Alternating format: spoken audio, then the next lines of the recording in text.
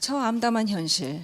지금 다들 해법을 찾고 싶지만 우리가 어떻게 한다고 해서 될 문제가 좀 아닌 그런 게 좀 많이 있으니까. 그런데 그럼에도 불구하고 아까 말씀하신 게 뭐 지금 정부에서도 맨날 사람이 먼저다 얘기하잖아요. 우리 개인 그리고 가게 하나하나가 조금씩 변화하기 시작하면 그래도 조금이라도 변화할 수 있을까? 이런 생각은 드는데 사실 그 구조적인 그 문제를 어떻게 뜯어 고칠 수 있을지 정말 그 많이 지금 정부 정책 수립하시고 이런 분들이 많은 노력을 해 주셔야 될 것 같습니다. 아무튼 그런 어떤 우리를 둘러싼 이런 거시 경제 환경을 듣다 보니까 내가 그 다음 주제 이거를 해도 될까? 뭐 이런 생각이 좀 들 정도예요. 근데 여러분들이 아무튼 이 제목을 보시니까 뭐 감 잡으셨을 거예요. great한 자산 관리 방법입니다. 자, 이건 뭐냐면 야, 그럼 진짜 great한 건 뭐 하나 터진다 오늘. 이런 생각하시지 않으셨겠죠? 요즘 great자가 어떻게 쓰시는지 아시죠? 네? stupid하고 great 하는 거예요. 그러니까 이건 뭐냐면 뭐 우리가 정말 무슨 뭐 어떤 사람은 뭐 최근에 뭐 이런 것도 있더라고요. 뭐 자기가 투자를 해가지고 3달 만에 뭐 3억을 벌었다 뭐 이런 것도 있던데 그런 제목을 보면 되게 혹합니다. 그렇지만 그게 아니고 우리가 그냥 소소하게 정말 그냥 개별 가게가 우리 개개인이 혼자서 무슨 갑자기 뭐 투자를 해서 뭐 100억대 몇천억대 뭐 이렇게 불려지는 그런 자산 관리 방법이 아니고요.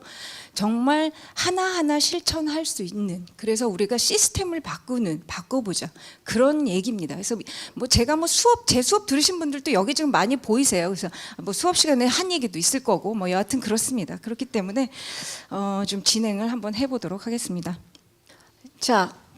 먼저 이제 우리가 이제 100세 시대의 도래다. 자, 100세 시대의 도래. 자, 여러분들 느껴지시나요? 100세 시대가 왔다는 게? 저는 사실 이번에 그 100세 시대라는 강의를 하면서 이제 미국에 있는 동안에 그 100세 시대를 좀 살펴봤습니다. 100세 시대. 그리고 제가 이제 워낙 은퇴하고 고령화하고 이런 쪽에 관심이 많으니까 그런 쪽.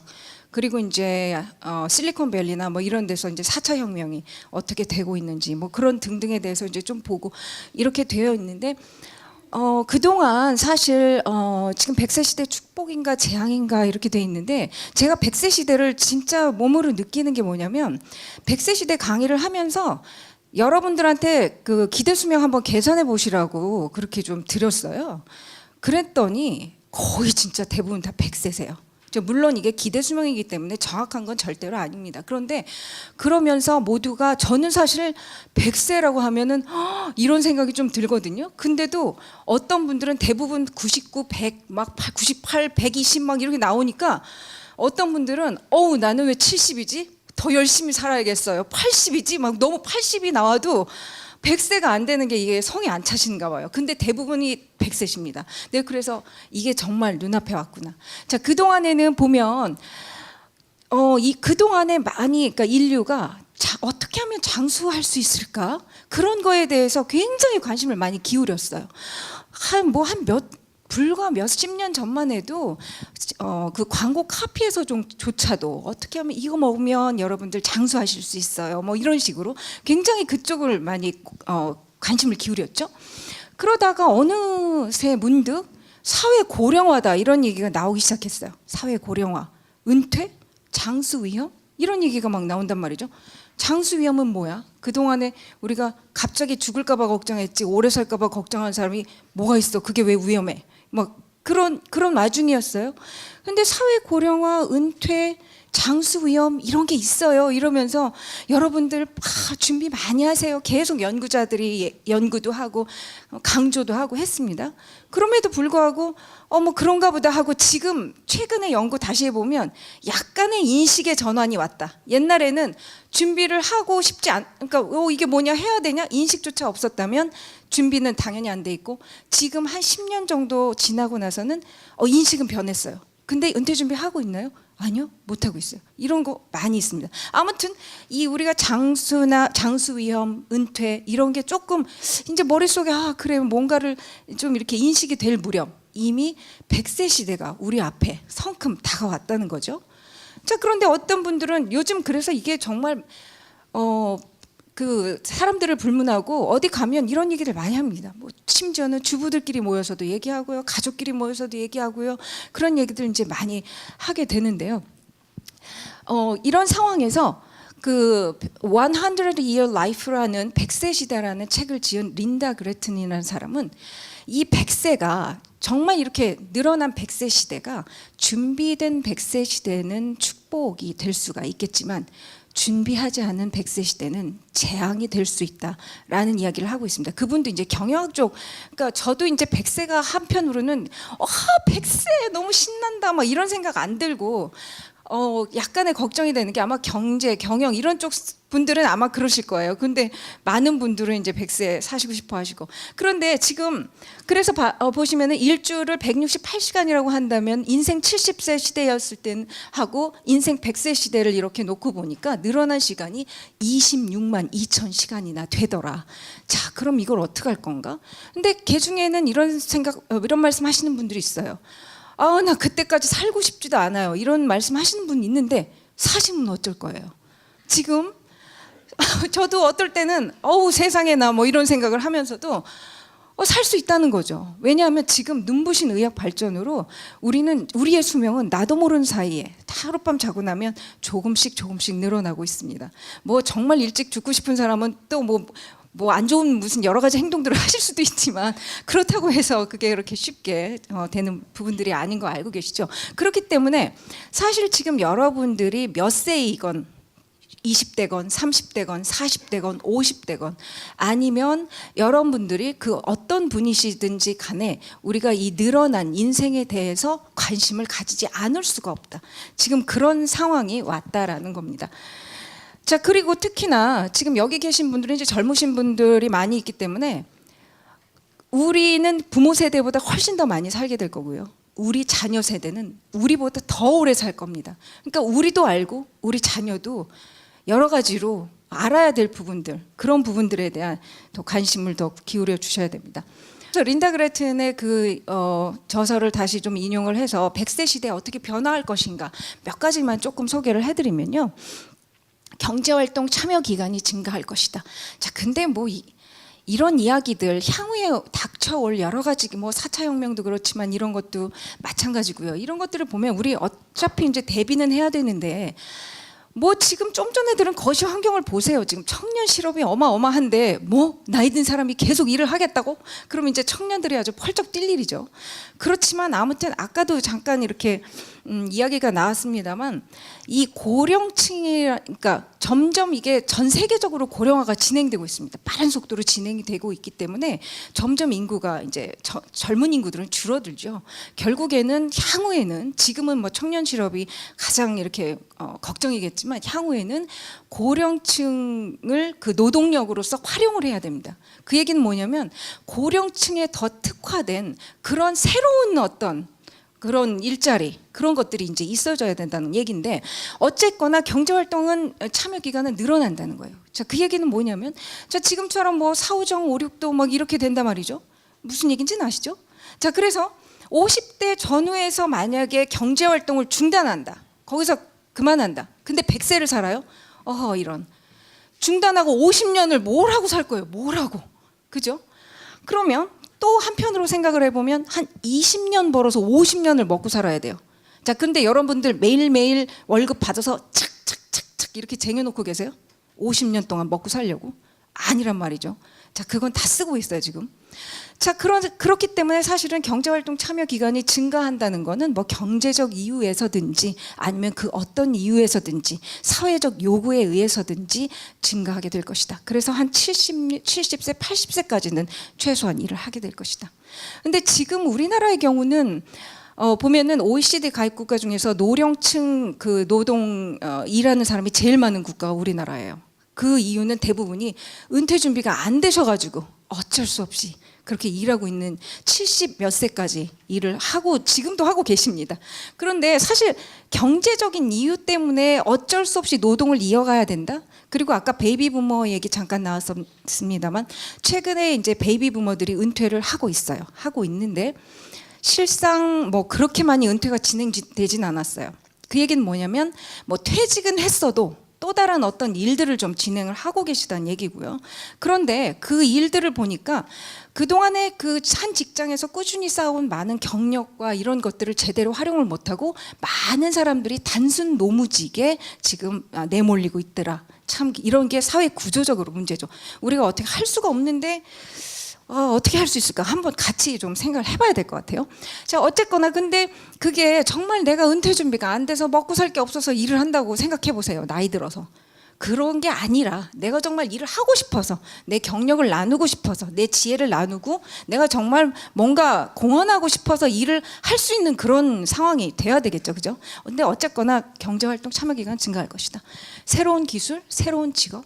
자, 아까도 말씀하셨어요. 뭐 지금 AI가 뭐 스스로 공부하고 있어요. 근데 참 이따가도 잠깐 말씀드리겠지만 인간이라는 거는 참 인간적이죠. 그러다 보니까 AI가 왜 집에서 애들 공부 안 하면 속 터지잖아요. 그죠? 쟤 왜 저럴까? 막 이런 생각 막 하잖아요. AI는 속이 안 터져요. 자기 스스로 막 공부합니다.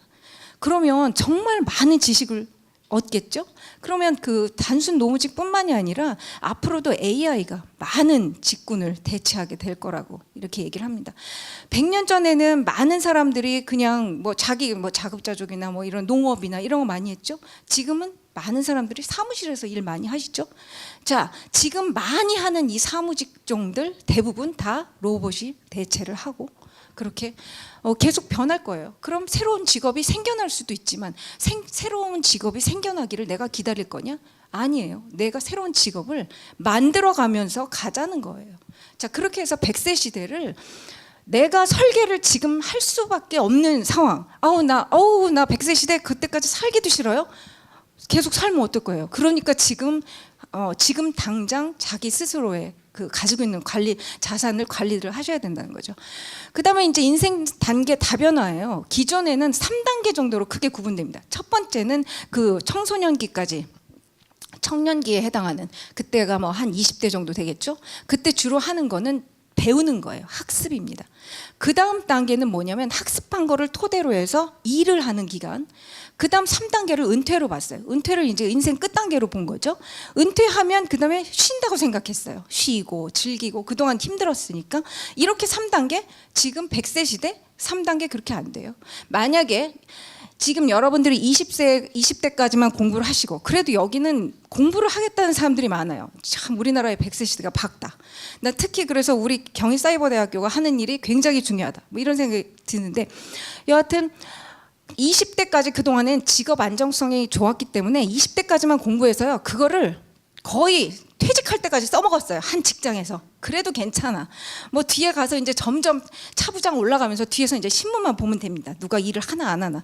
근데 이제는 안 그래요. 왜냐하면 7, 80세까지 여러분들이 새로운 직업, 로봇과의 뭐 이런 경쟁 속에서 새로운 직업을 창조해내면서 그 경쟁력, 생산성을 유지하려면 계속 배우셔야 됩니다. 계속 배우셔야 되고요. 뭔가 좀 새로운 게 있으면 그거에 대한 지식을 이제 가지게 되는. 그렇게 하다 보면은 그렇게 학습, 일, 은퇴는 쉼 이런 공식이 더 이상 필요가 없고 언제 무슨 일을 하다가도 새로운 뭔가가 있어. 새롭게 공부를 하고요. 일을 그만두고 새롭게 공부를 하고 또 다시 직장을 찾고 뭐 새로운 직장이 될 수도 있고 뭔가 업그레이드된 뭐 이런 게 될 수도 있겠죠. 그런 식으로 인생 단계가 다변화하면 가정과 일의 관계도 변화한다. 아까 이필상 교수님께서도 말씀을 하셨지만 이제 이 노동 구조 자체가 이 기술의 발달과 이 고령화와 이런 거와 맞물려 가지고 상당히 노동 시장이 유연해질 수밖에 없습니다. 이제 그런 상황에서 어떨 때는 가정과 일을 양립하기도 하고 일에 좀 더 집중하는 시기가 있을 수도 있고 뭐 이런 형태로 된다는 거죠. 그 다음에 이제 세 번째에도 주목을 해주셔야 되는데 여가보다는 재창조, 레크레이션이 아니에요. 리크리에이션이 이제는 필요한 시대다. 자, 그래서 되게 은퇴를 하게 되면 은퇴한 이후에는 그냥 뭐 쉰다라든지 즐긴다든지 레크레이션을 많이 생각을 했어요. 근데 그게 아니라 그 이후에는 뭔가를 재창조하는 삶이 계속해서 지속이 되어야지 그냥 이렇게 쉴 수 있는 그런 거는 아니다는 거예요. 자, 그렇게 100세 시대를 살 수가 없을 것이다라는 얘기를 했고요. 자, 그렇기 때문에 보니까 어떻습니까? 재무적 준비만으로는 부족하다. 재무적 준비만으로는 앞으로 부족할 것이다. 그 다음에 여러 가지 선택의 중요성. 그만큼 다양성이 그만큼 많이 펼쳐져 있고 자기가 어떻게 하느냐에 따라서 틀려진다. 여기서 뭐 제가 뺀 것 중에 하나가 뭐 젊은 상태로 오래 뭐 살게 될 것이다 뭐 이런 얘기도 있는데요. 그게 사실 사람들이 원하는 거죠. 늙은 상태로 계속 오래 사는 것보다는. 자, 그 얘기는 뭐냐면 근데 그게 어떤 생물학적인 그런 것뿐만이 아니라 어떻게 설계하느냐에 따라서 이제 생물학적인 연령은 의미가 없다. 자기가 뭐 정말 뭐 그만큼 활동적으로 일을 할 수도 있고 나이가 적든 많든 여러분들 하기는 몸의 건강도 요즘 진짜 깜짝깜짝 놀라는 게 어떤 분 막 이렇게 그러니까 TV 나왔겠지 하면서도 TV 나오시는 분 보면 막 70대인데 운동해서 막 거의 20대 같은 막 이런 분도 있으시잖아요. 그러니까 어떤 생물학적인 그런 부분도 있고 뭐 그런 육체적인 부분뿐만 아니라 지식, 일, 뭐 생산성 그 어느 것도 이제 그 어떤 그 연령 이런 거하고는 상관없이 자기가 설계를 하기 나름이기 때문에 여러 가지 선택이 중요해진다. 라고 볼 수 있습니다. 그래서 이제 두 번째 좀 빨리 가겠습니다. New Retire Mentality라고 했어요. 자, 그게 뭐냐면 아까 참 영어를 많이 쓰면 안 될 것 같긴 한데 제가 이거를 영어책으로 봐가지고요. 처음에 그거를 이렇게 소개를 해드릴 수밖에 없습니다. 저건 뭐냐면 Retirement 앞에 보이시죠? Retirement에다가 뒤에 Mentality를 붙였어요. 우리는 멘탈을 그게 형용사인데 그냥 멘탈이 강하다 이러면서 명사처럼 쓰잖아요. 근데 Mentality가 사고 방식이라는 뜻입니다. New Retire Mentality는 이제 저게 이제 미치 앤서니가 얘기를 한 얘기인데요. 새로운 이제 은퇴에 대한 새로운 사고 방식이 요구된다는 거죠. 자, 근데 이 사람이 100세씩이 되기 때문에 그렇다고는 안 했어요. 제가 이거저거 읽다 보니까 이제 세상이 이렇게 되면 저렇게 필요하다. 이제 이렇게 생각을 하게 된 거죠. 자, 그렇다면 이 왜 은퇴에 대한 사고 방식. 자, 은퇴가 그럼 언제 어디서 어떻게 등장을 했는가? 요거 한번 생각해 볼게요. 우리가 언제부터 일터에 나가서 일을 하게 됐죠? 언제부터? 네, 저기 답이 있는데. 산업화 시대, 그렇죠? 산업화. 그 전에는 주로 이제 자급자족, 뭐 1차 산업, 뭐 이런 데 있다가 산업화를 통해서 기술의 발전이 산업화를 가져왔고 그러면서 대량 생산. 다들 이제 가서 일터로 집에서 일하는 게 아니라 일터로 나가서 일을 하고 그때 아마 학교도 생겼다고 그러더라고요. 부모가 나가서 일해야 되니까 애 맡길 데가 없잖아요. 학교. 자, 그렇게 해가지고 왜 저렇게 깨졌는지 모르겠는데 그 다음에 근데 그런 기술 발달뿐만이 아니라 그때 의학기술도 같이 발달했겠죠. 그죠? 그래서 수명 연장. 근데 산업화 대량 생산이 되면서 이때 많이 생산해내는 게 중요했어요. 많이. 경쟁적인 사회가 이때부터 막 되기 시작했고요. 그러다 보니까 생산성이 굉장히 중요했고 나이 든 사람, 아무래도 나이 든 사람들은 좀 약간 느려지잖아요. 신체적으로나 뭐나. 그러니까 이 사람들 이거 생산성에 좀 문제 있는데 이 사람들 어떻게 해서 좀 뭔가 내보내고 싶은 거예요. 내보내고 싶은 거 강제 퇴직이라는 거를 생각해냈어요. 노동자들이 고령화되면서. 근데 지금처럼 우리가 은퇴 준비 뭐 이런 것도 없고 연금 제도도 없을 때였거든요. 막상 내보내려고 보니까 이 직장에서 이렇게 먹고 살다가 갑자기 나가면 먹고 살 길이 없잖아요. 그죠? 그래서 독일의 비스마르크가 고안해낸 게 바로 연금 제도다. 고령의 관료들을 강제 퇴직시키기 위해서 너 지금 나가면 연금 줄게. 그렇게 해서 이제 처음 도입되기 시작한 것이 바로 연금 제도고 그때 산업화 시대부터 은퇴라는 개념이 생겼다라고 보시면 됩니다. 자, 그 밑에 보시면 저게 뭘까요? 늙음, 지침, 지루함, 휴식, 여유, 여가, 자유. 저게 뭘까요? 네? 은퇴의 모습? 여기 은퇴 자산 설계 들으신 분들도 있으실 텐데 답변 좀 빨리빨리 주세요.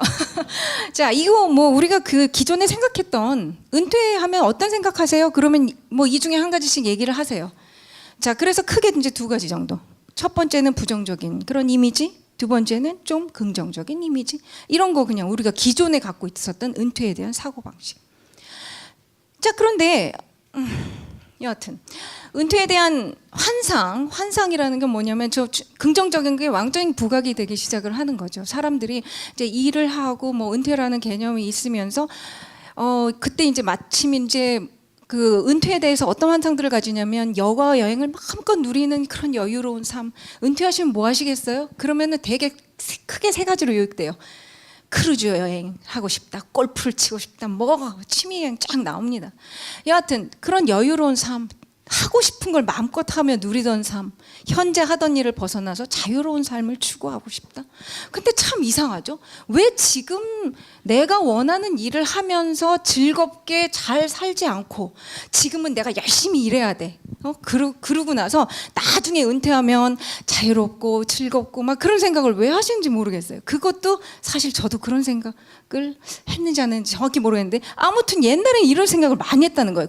근데 현재 그렇다면은 그 밑에 지금 안 나오고 있는데 그렇게 은퇴라는 과거의 생각이 그렇게 연결이 되니까 어떻게 됐냐면 사람들이 이 경제적인 문제에 굉장히 관심을 둬요. 내가 지금 뭐 나중에 은퇴하고 싶으면 지금 힘들게 일해야 돼, 돈 벌어야 돼, 뭐 해야 돼, 뭐 이런 거. 그러니까 경제적인 거. 그래서 과거에는 은퇴 준비는 곧 경제적 준비라는 게 공식이 성립이 됐어요. 그래서 근데 이제 생각해 보니까 결국 현재 좋아하지 않는 일에 인생을 바치는 이유는 삶을 해방시키기 위한 200만 달러가 필요하다. 이게 미치 앤서니가 한 얘기예요. 그렇게 생각들을 하기 때문에 지금 안 하고 싶은 일을 막 하면서 막 나중에 그 은퇴해서 나 이렇게 살아야지 막 이런 상상들을 하신다는 거죠. 자, 그래서 클릭을 한번 해주시면 네. 미래에 원하는 것을 할 수 있을 만큼 돈을 벌기 위해서 싫어하는 직업이나 힘겨운 환경에서 일하는 건 참아야 된다. 옛날에 그렇게 지금도 그렇게 생각하시나요? 그런데 지금 100세 시대는 그렇게 하면 안 된다는 거예요. 생각해 보세요. 인생이 엄청 길다는 거죠. 저런 이분법적인 사고로 가지고 가면 돈을 도대체 얼마나 많이 모아야 될 것이며, 그럼 우리는 사실 돈의 노예밖에는 될 수 없어요. 우리가 진짜 가끔은 돈을 위해서 인생을 사는 거냐, 아니면 내가 인생을 만들어 나가는데 돈이 필요한 거냐, 이걸 헷갈리는 사람들이 있다는 거예요. 그래서 자기가 정말 가치 있고 자기가 원하는 그런 일보다 돈을 많이 주는 일을 가서 하고 있다는 거죠. 그러면서 내가 지금 죽어라 일을 해가지고 나중에 이렇게 살 거야? 그렇게 살지 말고 지금 설계 다시 하셔야 된다는 거예요. 지금 내가 하고 싶은 거 찾아서 지금도 즐겁게 자기가 원하는 일 열심히 즐겁게 하고 있으면 그 일 놓고 싶어요? 안 놓고 싶어요? 계속 하겠죠? 자, 그러면 그 계속 하는 것도 굉장히 중요합니다. 앞으로 그 경제 활동 얘기도 했지만 그것뿐만이 아니라 저 긴 인생을 내가 좋아하는 일 찾아서 그걸 계속 하면서 가야 될 거 아니에요. 계속 놀아보세요. 여행도 뭐 계속 다녀보세요. 계속 쉬어보세요. 뭐 오늘도 뭐 아침에 6시에 뭐 알람 울려서 매일같이 막 간다. 잠 좀 실컷 잡았으면 잠 한번 실컷 자보세요. 한 일주일 정도 자고 나면 그 다음엔 아마 잠 자기 싫으실 거예요. 여행도 마찬가지, 골프도 마찬가지, 사람들 만나서 뭐 수다 떠는 거 매일매일 수다 떨다 이제 입이 아파질 수 있습니다. 아무튼 자, 그런 상황인데요. 자, 그렇기 때문에 새로운 사고방식을 가져야 된다는 거예요. 100세 시대 새로운 인생 곡선, 여기 지금 제3 연령기라는 게 지금 들어와져 있죠. 여기 제3 연령기. 그래서 은퇴는 끝이 아니라 이 새로운 어떤 제3 연령기의 시작이다, 이렇게 보면 된다는 거죠. 그래서 이 5가지 D를 5가지 R로 전환해서 활력적인 미래를 설계를 해야 된다는 그런 사고방식을 가져야지 과거에 가졌던 그 은퇴에 대한 사고방식을 이제 버리자라는 거예요. 자, 그래서 그냥 5D하고 5R은 이렇게 보시면은 뭐 D로 시작되는 거 5개 나쁜 거, R로 시작되는 거 5개 좋은 거, 뭐 이렇게 되어 있어요. 그래서 저 D로 시작되는 거는 다 이제 버리고 다 생각하지 말고 뭐 나이 들고 은퇴하고 그럼 다 저렇게 되느냐? 아니라는 거죠. 이렇게 만들자. 그렇게 이제 설계를 해 나가자. 근데 그 설계는 지금 그 누구도 늦지 않았고 그 누구도 지금 반드시 시작해야 돼요. 20대이신 분들, 저건 뭐 나이 든 사람들은, 근데 확실히 나이 드신 분들이 공감은 많이 해요. 그런데 젊은 사람들도 지금 설계를 내 100세 시대를 보면 20대면 더 많이 남았잖아요. 그럼 이거를 어떻게 설계할 거냐? 이미 지금 50대 있으신 분들은 이미 조금 지나왔어요. 그럼 앞으로 설계. 그런데 이게 좀 젊어서 설계를 하면 할수록 더 자기가 더 짜 넣을 수 있는 게 많이 있을 수 있거든요. 그러니까 좀 누구든지 이런 식으로 이제 설계를 해보자. 그래서 이분법적 사고 종말됐다는 얘기는 했고요. 근로기간, 은퇴기간 이렇게 딱딱 구분되는 것도 아니고 상근 아니면 은퇴다. 뭐 이런 것도 아니라는 거예요. 가서 뭐 파트타임으로 일을 할 수도 있고 뭐 안 할 수도 있고 계속 또 다시 하다가 또 그만둘 수도 있고 이렇게 되게 된다는 거죠. 자, 그래서 이제 아까도 잠깐 말씀드렸지만 그 일에 대한 재고찰이 필요한 시점이다. 그 은퇴에 대한 새로운 사고 방식을 가질 때. 그래서 의미 있는 삶을 시작해야 되고 그 일이 차지하는 게 굉장히 커지게 되는 거죠. 그만큼 자기가 하는 그 일. 그게 무슨 경제적 노동만을 의미하는 게 아니게 된 상황이죠. 내가 정말 나라는 사람이 뭔가 가치로운 일을 어떻게 하면서 살 것인가. 이런 게 중요해지는 것이 그 부분에 대해서 상당히 다시 생각해보고 다시 설계가 이루어져야 되는 거죠. 그래서 보면은 여러분들 지금 하고 있는 일을 그 경력 삼아서 더 발전시켜서 더 이렇게 나가시는 이런 분들도 있으실 거고, 아, 나 지금 하는 일은 좀 생각해보니 좀 잘못 골랐네. 자, 그러면 그 다음 새로운 내가 정말 하고 싶은 게 뭐지 찾아서 새로운 일을 시작을 또 하실 수 있는 거예요. 근데 거기서 중요한 건 뭡니까? 새로운 일을 하려면 그만큼 더 배우고 익혀야 되는 거죠. 공부를 하셔야 돼요. 계속 하셔야 됩니다. 자, 그래서 원하는 삶을 자기가 정말 이 100세 시대를 정말 잘 이제 연령도 필요 없다 그랬어요. 70대, 80대도 이제 노인이 아니야. 자기가 정말 활동적으로 신체도 건강하고 열심히 활력 있게 일을 하고 있으면 뭐 상관없다는 거죠. 그렇게 원하는 삶을 살기 위해서 자신이 가진 자원, 돈, 시간, 능력 그 무엇이든 효율적으로 활용할 수 있도록 해야 된다. 자, 그게 바로 오늘 하겠다는 그레이트한 100세 시대의 그레이트한 자산 관리입니다. 근데 아마 뭐 반도 못하고 갈 것 같은데 아무튼 그래서 100세 시대 그레이트한 자산 관리는 100세 시대 이제 돈만이 자산이 아니다. 그래서 어떤 것들이 있어요? 여러분들 가지고 있는 자산. 돈, 인적 자산. 자, 인적 자산이라고 하면 뭡니까? 여러분들의 건강, 교육, 지식, 경력, 경험 다 들어가요.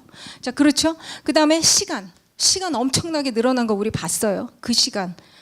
우리가 그 시간이라는 자원, 그걸 앞으로 또 어떻게, 누군가는 정말 할 일 없이 하루 종일 뭐 누워만 있을 수도 있고 건강 관리가 안 돼가지고 병원 신세만 지고 있을 수도 있는 반면 어떤 사람은 정말 80인지 90인지 알지 못할 정도로 사회공헌을 하고 있는 사람도 있을 수 있다는 거예요. 종료 10분 전. 자, 시작인데. 자, 그래서 자, 요거는 여러분들이 한 번쯤 봤음직한 그 인생 곡선이에요. 아시죠? 보셨죠? 네, 그래서 지금 이 시기를 우리가 지금 대비를 해서 누구한테나 그러니까 이론상으로 이렇다는 거죠. 소득은 증가했다 감소하지만 소비는 비슷하기 때문에 이런 시기를 대비해서 우리가 첫 번째 나왔던 재무적 자산을 여기에서 일단 가져가자. 일단 좀 먹고는 살아야지. 그 다음에 뭐 가치 있는 일도 하고 뭐 이러지 않겠어요? 그래가지고 자, 첫 번째 그 재무적 준비 부분부터 이제 이야기를 할 텐데 좀 빨리 가야 되니까. 자, 요걸 한번 보여드리겠습니다. 이게 최근에 제가 한 건데요. 은퇴가계, 비은퇴가계 소득 구조를 한번 살펴봤습니다. 진짜 저 이론에서 말하는 게 맞느냐? 자, 틀린 것도 있고 맞는 것도 있어요. 다시 돌아가 볼게요. 틀린 건 뭐냐면요. 아까 거기로 다시 좀 돌아가 보면 틀린 건 뭐냐면 우리나라는 이 B 부분이 작아요. 지출이 소득 증가에 따라서 지출이 더 많이 따라서 증가를 하다가 저 시기에 내려갑니다. 자, 그 얘기는 뭐냐면 그만큼 돈 모을 시간 별로 없다는 얘기예요. 그게 이제 틀렸어요. 이 이론이 틀린 거는 우리나라 가계에서. 그런데 맞는 건 뭐냐면 그 다음 이제 돌아가 보면요. 저렇다는 거예요. 자, 지금 보이십니까? 은퇴하지 않은 가계는요. 이거는 샘플이 50대 이상 가계예요. 다들 약간 중고령층 이상이죠. 그런데 은퇴했냐 안 했냐 그 차이가 이런 차이를 보이는데 뭐냐면 비은퇴 가계는 근로소득, 사업소득이 거의 80%. 그런데 은퇴하면 그 다음에 어떻게 됐냐고요? 공적 이전 소득이 전체 자기 소득에서 매일매일 매월 들어온다는 소득에서 공적 이전 소득. 자, 공적 이전 소득 뭐 들어가요? 공적연금? 그리고 어떤 뭐 기초생활보장이라든지 뭐 그런 거 너무 암울하잖아요, 사실. 그럼 정부한테 들어오는 게 절반 이상이라고요? 그러면 생각만 해도 야, 살기 힘들겠다. 이런 느낌 오시죠? 자, 여러분들 지금 금융자산 어디 있습니까? 지금 당당하게 말하실 수 있는 분. 나의 금융자산은 여기 있어요. 여기 얼마, 여기 얼마, 여기 얼마. 또 비밀이라고 얘기를 안 해주시네. 뭐 국세청 조사 안 나올 텐데. 아무튼 뭐 금융자산은 어차피 뭐. 자, 근데 우리나라 가계, 평균 가계를 놓고 보면요, 우리나라 평균 가계 금융자산은 다 어디 있는지 아십니까? 예적금에 있습니다. 예적금이 대부분이고요. 그나마 정기예금, 정기적금에다가 돈 있는 사람 양반이에요. 대부분 어디 있는지 아십니까? 1% 수익률 1%도 안 되는 보통 예금 통장에 있습니다. 거기서 놀고 있어요. 자, 수익률 1%가 안 된다는 거는 물가 상승률 감안하면, 자, 우리 자산관리학과 그거는 무슨 금리다? 마이너스 금리다. 그죠? 내가 돈 어디 있는지 몰라요. 그냥 보통 예금 통장에 그냥 넣어놓으시고, 나 돈 없는데 그냥 그러고 있는 동안에 내 돈이 마이너스 금리니까 살살 줄어들고 있어요. 걔를 찾아가지고 저축하고 투자를 해서 이걸 불려서 어느 정도 뭔가 씨앗을 만들어야 걔가 또 갈 거 아니에요. 그걸 만들어가지고 나중에 계속 굴리다 보면 저절로 자산이 나를 위해서 일을 하게 하라. 그게 부자 아빠의 논리 아닙니까? 그죠? 그렇게 가야 되는데 여기 어디 있는지도 정확히 모르고 여기서 그냥 살살 나도 모르게 이제 없어져 가고 있는. 자, 그래서 그런 이제 상황이다. 그러니까 그걸 다시 재조정하자. 최소한 1.5%대로라도 좀 옮겨놓자는 거예요. 오늘 가서 당장 한번 들여다보세요. 그 다음에 조기에 준비해라. 미리미리 하라는 거예요. 그렇다 보면 투자 수익이 조금씩 붙을 수 있고, 그 다음에 은퇴 준비 결국 성공하게 된다. 그러면 이제 조기 준비인데, 자, 이 중에서 제가 다 못하게 생겼으니까 몇 가지만 조기 준비 일단 넘겨주세요. 자, 이 조기 준비, 아까 수익률에다가 수익률만 생각지 마시고 시간이라는 그 마법을 꼭 공식에서 빼뜨리면 안 된다는 말씀 드렸어요. 자, 이거는 우리 누구나 알고 있어요. 그렇죠? 누구나 알고 있어. 복리효과. 여기 또 잊어버릴만 하면 자산관리학과의 뭐 기본 중에 기본인데 잃어버릴만 하면 또 이렇게 알려주네. 그렇게 맨날 들었어요. 뭐 저거 뭐 그렇지. 끄덕끄덕. 자, 그렇지만 실전이 중요하다는 거. 자, 여기 60세 그 은퇴하려고 이제 40세에 어떤 분이 이제 시작했어요. 한 분은 50세에 시작했어요. 50만 원씩 이제 저금을 이제 시작했습니다. 저축을. 연 6% 가정. 좀 심하죠. 근데 아무튼 결과적으로 이제 놓고 보니까 나중에 한 분 40세에 시작하신 분은 2억 2,071만 원. 그 다음에 50세에 시작하신 분은 7,908만 원. 거의 3배 가까이 차이가 납니다. 단 10년 정도 늦게 했을 뿐인데? 라고 생각하면 억울한 생각이 들 것 같은데, 여기 지금 20대 분들, 저 보세요. 저 그래프 설명 안 하겠습니다. 시간 없으니까. 뭐 3억 모으고 5억 모으고 자기가 이렇게 좀 만들어 놨어요. 젊어서 시작하면 20만 원, 30만 원 정도는 저축할 수 있잖아요. 그죠? 충분히. 그 스투피디한 거를 내 영수증에서 다 빼고 그거를 갖다가 조금씩만 모아도 2, 30만 원은 할 수 있단 말이에요. 그러면은 내가 원하는 재무 목표 딱딱 한 다음에 거기 맞춰서 탁탁탁탁 이렇게 내 돈이 막 착착착 모여질 텐데 그걸 안 하고 있어요. 넘겨볼게요. 왜 그러냐? 나만 그러냐? 다 그래요. 여기 있는 사람들 다 그래요. 자, 매시멜로우 실험은 잠깐 얘기하겠습니다. 애들한테 매시멜로 주고요. 이거 보신 적 있죠? 전 동영상으로 봤는데 애기들 너무 귀엽더라고요. 이거 안 먹고 기다리면 15분 후에 2개 줄게. 너무 먹고 싶어. 애들이 막 이러다가 하나 집어먹고 애들 다 거의 집어먹습니다. 좀 있으면 조금만 기다리면 수익률이 2배인데 어찌 저럴까? 근데 애들이라 그런 거 아니에요. 어른도 그래요. 자, 리차드 테일러가 드디어 2017년에 올해 노벨 경제학상을 받았습니다. 행동 경제학자고요. 어른들 대상으로도 막 실험 많이 해봤어요. 해봤더니 왜 경제학은 왜 기본 가정이 그렇잖아요. 인간은 합리적이다. 이 세상의 재화는 이거랑 이거밖에 없다. 풀어라. 이러잖아요. 근데 그런가요? 그렇지 않다 이거죠. 이 사람이 막 해보니까 그래서 행동주의 경제학이라는 게 발전을 했고요. 결국은 그게 더 맞는가 보다 싶으니까 이렇게 행동 경제학에 이제 손을 들어주게 된 거죠. 자, 이 사람이 얘기하는 거는 계획하는 자아와 행동하는 자아가 있다. 안에. 계획하는 사람 막 계획해요. 내가 내일은 뭐 할 거야. 내가 10년 후엔 뭐 할 거야. 막 하는데 행동하는 자아가 툭하면 끼어들어서 핑계거리를 만들어내는 거죠. 오늘 이런 거 있잖아요. 대표적인 행동주의 경제학. 다이어트 해야지. 막 하려고 그랬는데 접니다. 아무튼 다이어트 해야지. 맨날 그러고서는 오늘만 이거는 뭐 어때서 맨날 핑계를. 저축도 마찬가지. 그래서 이러한 행동하는 자아가 불쑥불쑥 튀어나와가지고 내 자산을 갉아먹지 못하게 하려면, 그런 스투피드한 자아를 억누르려면 어떻게 하자? 그 다음 보면 어떤 자동 시스템을 만들자. 넘겨주세요. 이게 이제 여러분들한테 보여드리고 싶었던 선저축 시스템인데요. 일단 저축을 하자는 거예요. 자, 이거는 보면은 이렇게 세 가지로 구분이 되어 있습니다. 통장 세 가지로. 여러분들 다 알고 있는 거예요. 그죠? 통장 쪼개기. 옛날부터 굉장히 유명했어요. 자, 그 통장 쪼개기는 뭐냐면, 우리 아까 좀 전에 말씀드린 그 행동경제학에서 나온 것처럼 이 머릿속에 멘탈 어카운팅이라는 게 여러분들 다 있어요. 이거에는 굉장히 돈을 아끼면서도 이쪽에는 막 엄청 쓰고, 뭐 대출 받아서 자동차 샀는데 저축하고 있고, 막 뭐 5% 아니 3%짜리 대출 받아가지고 뭐 2%짜리 뭐 적금 들고 뭐 이런 여러 가지. 어차피 멘탈 어카운팅이라는 게 있어요. 근데 그 멘탈 어카운팅도 어쩜 그렇게 쓸데없을 때만 튀어나오고, 쓸데 있을 때는 통장 쪼개기 같은 건 안 해요. 이거는 자녀 교육, 이거는 뭐 결혼 자금, 이렇게 쪼개가지고 거기에 쭉 넣어놔야 되는데 그거 안 한단 말이에요. 근데 이렇게 그거 어렵다면 이거 한번 해보자. 이거 진짜 한번 해보십시오. 그러면 정말 돈이 조금씩 불어나는데, 일단 돈이 조금 모아지면 그 다음부터는 이제 이게 시속이 빨라진다. 그죠? 자, 그래서 어떻게 하냐면 월급 딱 받아요. 예를 들어서 400만 원 받았다. 그러면 투자용 주머니, 여기서 이제 계좌죠. 거기에다가 150 그냥 딱 떼놓고 나머지만 가지고 생활을 하는 거예요. 그거 나머지만 가지고, 옛날에는 여기까지만 얘기할게요.